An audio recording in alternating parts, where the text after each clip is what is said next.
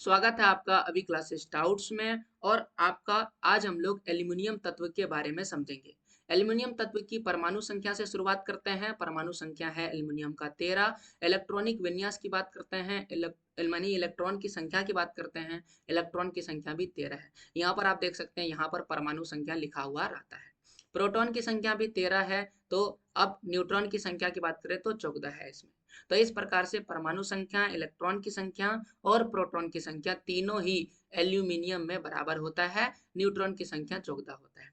अब हम लोग 13 इलेक्ट्रॉन से इलेक्ट्रॉनिक विन्यास लिख सकते हैं। इलेक्ट्रॉनिक विन्यास की अगर हम बात करें तो पहला जो के कक्षा है उसमें आएगा 2 इलेक्ट्रॉन, और जो दूसरा एल कक्षा है उसमें आएगा 8 इलेक्ट्रॉन, और जो एम है उसमें आ जाएगा 3। तो 2 8 10 और 3 हो गया 13।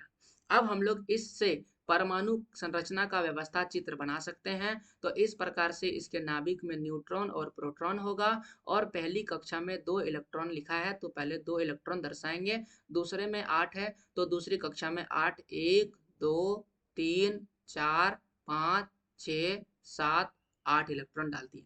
और तीसरा जो एम है कक्षा, उसमें 3 इलेक्ट्रॉन होगा तो यहाँ लिखेंगे 1 2 3। तो आप देख सकते हैं इसका बहुत सारा जो एरिया है वो खाली रह गया, यानी ये अष्टक को पूरा नहीं कर पाया, इसीलिए ये अपने 3 इलेक्ट्रॉन को छोड़ देगा। और इसीलिए 3 इलेक्ट्रॉन को छोड़ेगा, इसलिए इसकी संयोजकता हो जाएगी 3, यानी 3। संयोजकता को इंग्लिश में वैलेंसी कहते हैं।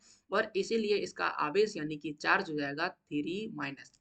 3 इलेक्ट्रॉन को सॉरी 3 इलेक्ट्रॉन को छोड़ रहा है तो चार्ज हो जाएगा 3 प्लस। कोई भी तत्व अगर छोड़ता है तो प्लस होता है और ग्रहण करता है तो माइनस हो जाता है।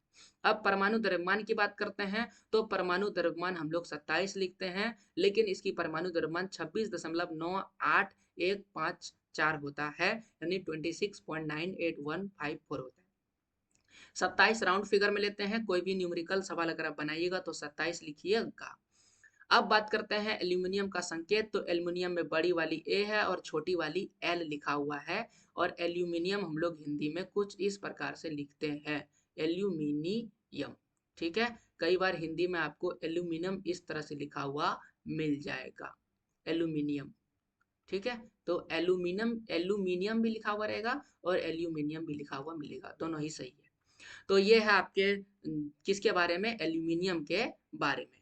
अब हम लोग बात करते हैं एल्यूमिनियम कहाँ पर है पीरियोडिक टेबल में। तो ये रहा पीरियोडिक टेबल में एल्यूमिनियम, यानी आवर्त सारणी में आपको यहाँ पर मिलेगा। तो यहाँ पर देख सकते हैं समूह लिखा है, और समूह को इंग्लिश में कहते हैं ग्रुप। और जो यहाँ आवर्त लिखा है, आवर्त को इंग्लिश में कहते हैं पीरियड।